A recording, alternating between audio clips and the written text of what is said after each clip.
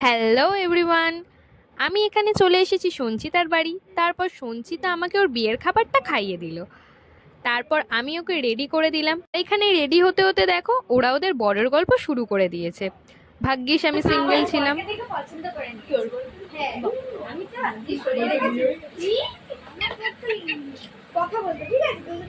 এখানে আমি ছাড়া সবাই রেডি হয়ে গেছে। তারপর আমিও রেডি হয়ে বেরিয়ে আর হ্যাঁ, আমি সরি চেয়ে নিচ্ছি তোমাদের কাছে, এতদিন আমি যেহেতু ভিডিও দিতে পারিনি, আমার এক্সাম চলছিল আর একটু প্রবলেমের মধ্যে ছিলাম, তো সেটা আমি তোমাদের নয় অন্য কোনো ভিডিওতে শেয়ার করব। তারপরে আমরা সবাই একে একে লাইন দিয়ে বেরিয়ে পড়লাম।